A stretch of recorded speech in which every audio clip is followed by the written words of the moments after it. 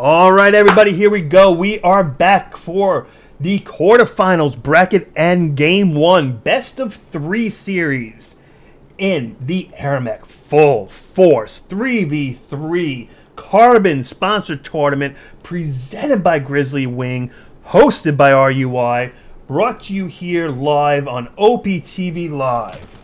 We are, as I said, now in the quarterfinals.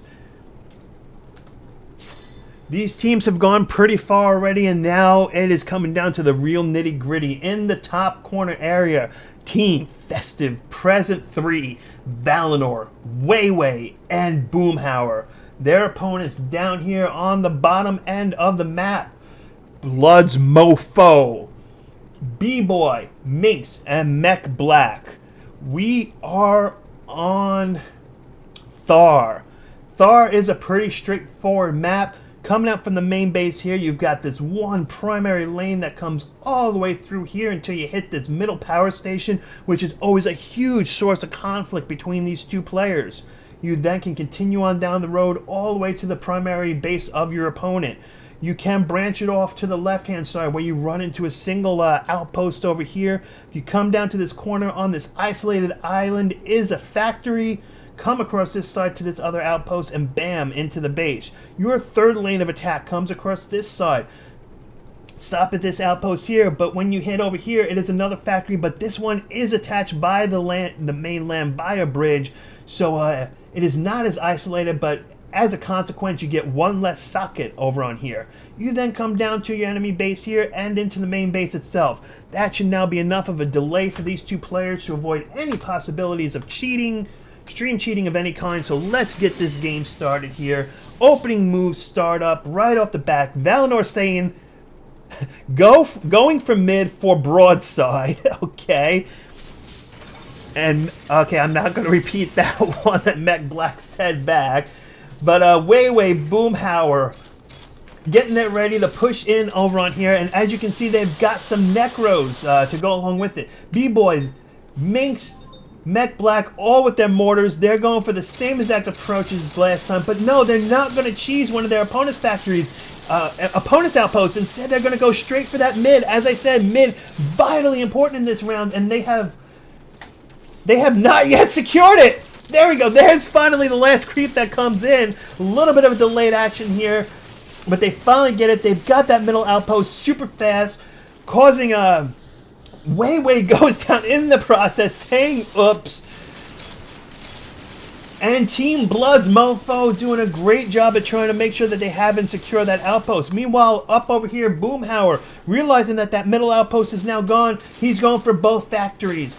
Boomhauer going for this top one right here, trying to take this one out, but that tank may not survive those brutes that are there. Meanwhile, down here on the bottom, Valinor completely secures the outpost, the factory that is on that isolated island. So pretty much it's a trade-off here. Festive Present 3 are working on getting both factories, while Blood's MOFO gets that all-important middle outpost, which also happens to be a power station. Even with a 2-to-1 outpost advantage, the upkeep is virtually the same between these two guys. 73 max to 67 max. But right now, Festive Present 3 with much more units out on the field. 60 upkeep to 42 upkeep. Festive Present 3 all over the place. That really, it's turning out that Blood just, they don't even, they're trying to react to everything all at once because there's just this too much green that's out on the field right now. Minx coming out. Where is she going to go with that Dillo?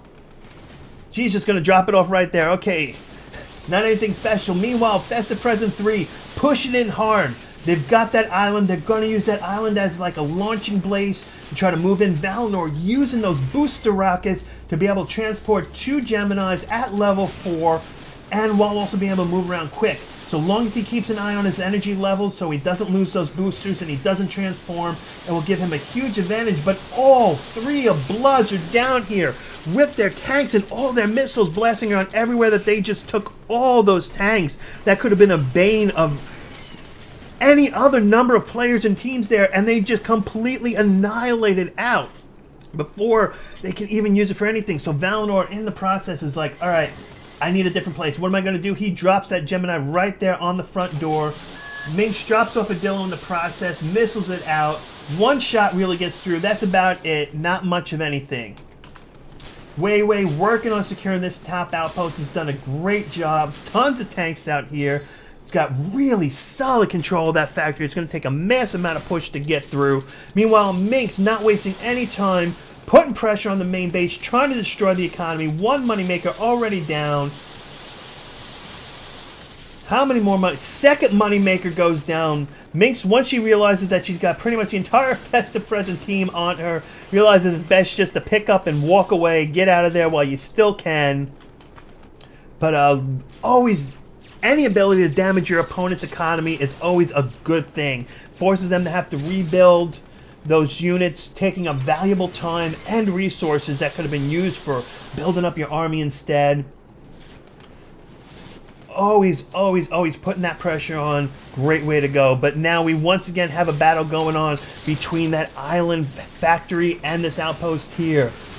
Tons of grinders out on the field. Tanks versus tanks. Missiles flying around everywhere from both teams. Healing units of the Osprey with the boosters. But it does look like that Bloods is pushing them back. But look, guys, while this is all going on and the entire Bloods team is distracted, we've got a push coming out from Wei up at that excuse me, up at that top factory. I'm sorry, not Wei, Boomhauer. Boomhauer pushes out from there. Half the tanks go down to here, and they're just going to be annihilated by all this defense. The other half of the tanks go to here. I don't see them doing much better. Unfortunately, by Boomhauer dying and not being able to support that push, there was a lot of great opportunity there. Unfortunately, it just more turned into a lot of death, damage, and destruction. And Minx, now realizing that there may be some opportunity, goes ahead, starts pushing out. She's got these tanks pushing out here, trying to push in on this outpost, maybe using it as a little bit of a distraction, hopefully. Valinor does see it, responds. I think that's what she's hoping for, because these tanks are heading to the main base, and there's only one tank here to actually support it. But once again, this shows the level of pro players and their awareness abilities. Before those tanks even get there, they see it on their mini-map. They get back, they respond, they block off all the shots, and it does not look like a sing between blocking those shots and the shield generator that was in place, that not a single one of those shots get through. Great response by Team Festive Present 3, but at the same time, Blood's MOFO is taking advantage of this. They're trying to get control of a close outpost. If they were able to successfully secure that outpost, it could be a real bad position. Boomhauer close to death. Is he going to get out of there? Minx has no power for the missiles. A Longhorn actually gets off the shot, takes down Boomhauer in the process. But everybody else just needs to heal up, charge, recharge. We're getting a second push ready. 2 grinders up in the foreground.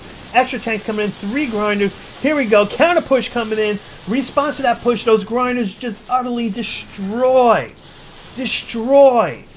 that Longhorn train that was coming through. Bloods now deploys a bunch of patchers, and look at all those extra credits that are just being sucked right up in there. This one, folks, is anyone's game. Make sure you're supporting your team. Wear your team shirt. Orange for Team Blood's MOFO, green for Team Festive Present 3. Shout your support if you're watching live right now on our Twitch channel. Support your shout out right on that Twitch chat. Show your love, show your support for your teams, because right now they're both playing their heart outs for you. If you are watching this as a replay on our YouTube channel, then make sure that you watch and follow OPTV Live, so that way you get to see this action when it's happening live and not just on replays.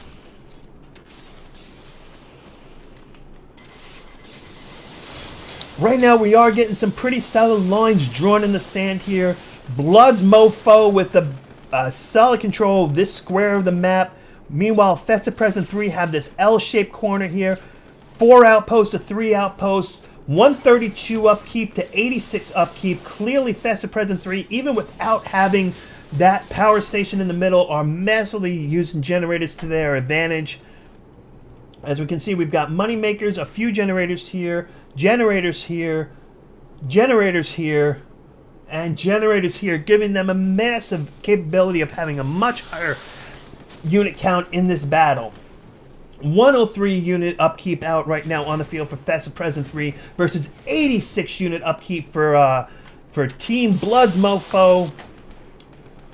And let's take a look, since we have a slight down moment here. Let's take a quick look and see what these guys have chosen for their upgrade paths. All 3 of Festive Presence, all 6 players actually are all level 8. Every player leveling up equally here. Valinor, 2 levels of heal, 1 level of armor, 1 level of carry. Boomhauer, 2 levels of missile, 2 levels of armor, 2 levels of carry. Wei, same thing, 2, 2, and 2. Looking over on Bloods, we've got B-Boy. He's got 2 levels of missiles, no level of armor, and 1 carry capability. And he's now got his super missiles online and active. Minx, 2 levels of missile, 2 levels of armor, 1 level of her ultimate ability. Same idea, Mech Black, 2, no armor, 1 level of his ultimate ability. And taking a look, let's see, scoreboard here, we have Valinor has yet to die. 2 kills on his record, no deaths. Boomhauer, no kills, 2 deaths. Wei, no kills, 1 death. B-Boy, 0 kills, 0 deaths. Minx, 0 deaths, 1 kill. And Mech Black, 0 deaths, 1 kill. So pretty well balanced overall. But B-Boy does successfully go ahead and he kills Boomhauer, giving him his first kill of the match. Boomhauer now with the most amount of deaths on the playing field at 3 deaths. Respawning back now. Valinor yet to die, yet to, I think, even lose those booster abilities. He is perfectly managing his energy level so that way he never loses his boosters, showing us the full capability of an Osprey with boosted capabilities. B-Boy almost goes down, but he actually gets out of there and survives on time, showing us that just incredible speed ability of the build that Team Blood's MOFO is using for these helixes. These things are moving at almost as fast as like Neos or Saucers on this battlefield, even while they're shooting, making it incredibly difficult for Festive Presence 3 to secure a lot of kills. Right now, if we look at a total, we have 2 kills on the part of Festive Presence 3, 1 kill total on the part of... Oh, wait, does Mech Black get out of here in time? Does Valinor using those booster abilities almost chases down and shoots down Mech Black. Mech Black just getting back to his base in time. Boomhauer in a lot of trouble. Outpost just is not healing him fast enough. He's getting so much pressure. Energy on the outpost is almost gone, but Bloods does pull back. And Wei grabs a kill on B-Boy. Wei's first kill of the match. Good job there, man. And we now have a massive amount of pressure coming in. Look at this, guys. Goliath's out on the field. Grinder versus grinder action. It's just utter chaos everywhere. Everything's just blowing up, self-destructing. If Festive Presence 3 gets this outpost, then it's definitely going to be well worth it. Valinor almost loses his boosters, barely manages his energy ability, but that, folks, once again, shows the capabilities of pros versus standards. And Boomhauer tries to get out of there. Mech Black with his first kill of the match. And it does turn out that Blood's MOFO was able to hang on to that outpost. Very well played by Bloods. That was a massive amount of pressure put on there. Tons of grinders. Goliaths out everywhere. Very, very costly for Festive Presence 3. However, they still have a decent amount of money in the bank, so I don't think that they're overly worried. 5 Goliaths already ready to be deployed once again by Valinor. Boomhauer has 46,000 credits and nothing in his build queue. Wei, 15,000 credits, a single grinder in his queue. Looking over here, B-Boy, 18,000 credits, 3 Longhorns ready to be deployed. Minx, 24,000 credits, and just strictly an upgrade ability for her to pick up once she gets a chance. Mech Black, full 80,000 credits, and absolutely nothing in his build queue whatsoever.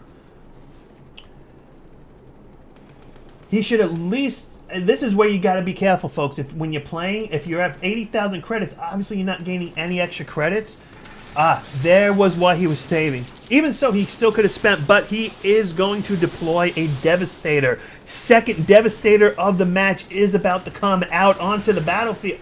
Actually, 2 Devastators. That's why he's been hanging on to his money for so long.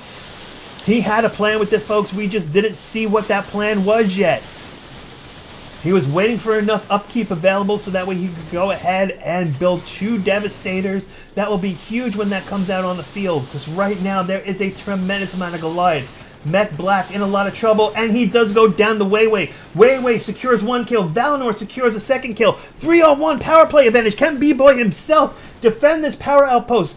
As it is right now, neither one of these players now have waited that 5-second delay. They're trying to use that buyback. They're trying to get back as quickly as possible. They don't have the funds that they can. B-Boy getting tons of pressure putting down on him. Finally, Minx and Mech Black back in the game coming up. They're trying to defend. Is it too much now? Tons of missiles coming out. Weiwei secures a kill on B-Boy. Minx down to half health. Mech Black down to 25% health. This power outpost has almost no power left for healing. Mech Black barely gets out of there by the skin of his teeth. Minx still staying around even though she has almost nothing left in her health. Heals up, but bam!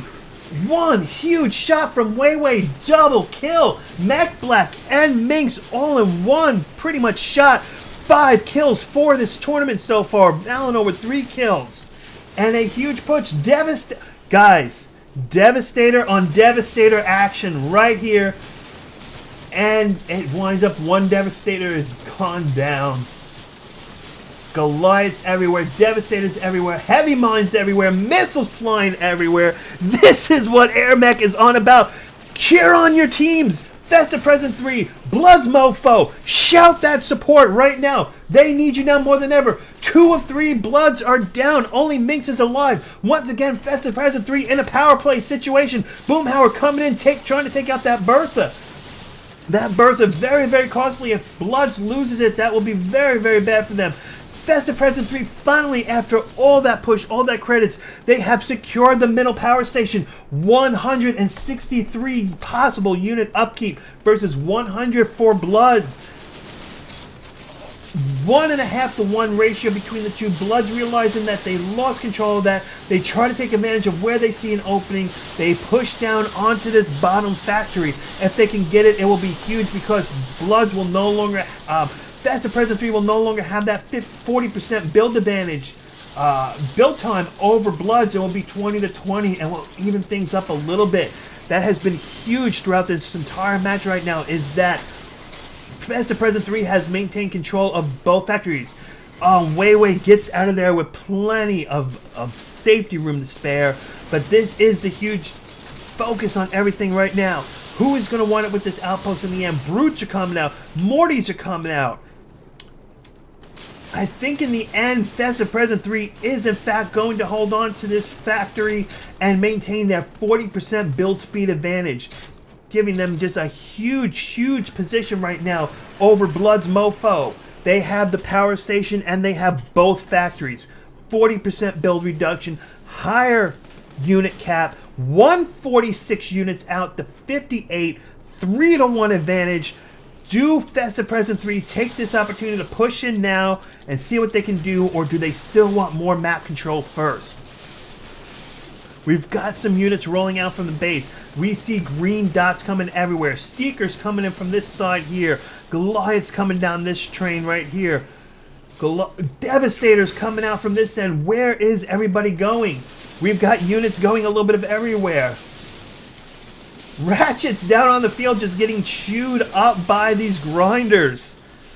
All 3 of Bloods goes down. Festive Present 3 in a complete control of the map situation. No opposition for at least 5 seconds total. And that's if Bloods went ahead and used that buyback. Festive Present 3 wasting absolutely no time to take advantage of this situation, pushing in onto both of Blood's remaining outposts. Does Valinor get out of there? Look at that, so close by the skin of his teeth, but once again Valinor showing us how pros play, how to cut it to the last possible second and still walk away with absolutely no deaths. Right now, Valinor is still the only person on this map with no deaths this entire match. 4 kills, no deaths. Boomhauer, 2 kills, 5 deaths. Weiwei, 7 kills and 1 death.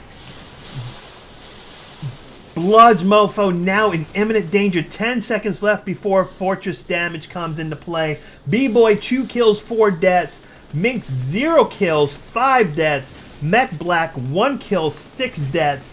It's not looking... This is definitely not the way that Bloods wanted it to go. Festive Present 3 in a very good situation. 175 units to 35. They have every outpost under control, and they realize this is now the time to go ahead and push in on this outpost, and they are going to push out with everything, it looks like. I see green dots everywhere. Boomhauer goes down to B-Boy. One more death on his part. Imminent danger in place. Blood's Fortress down 50% already with really no little actual damage coming in from tank pushes yet. But look at all these tanks. Goliaths everywhere. Grinders everywhere. Even Devastators are on the field. There is just, I do not see any way for Blood to come out from this. And there you go, guys. That was game 1 of Bracket N of the Airmech Full Force 3v3 Carbon-sponsored tournament presented by Grizzly Wing, hosted by RUY, brought to you by OPTV Live. Stay tuned for Game 1 of Bracket O.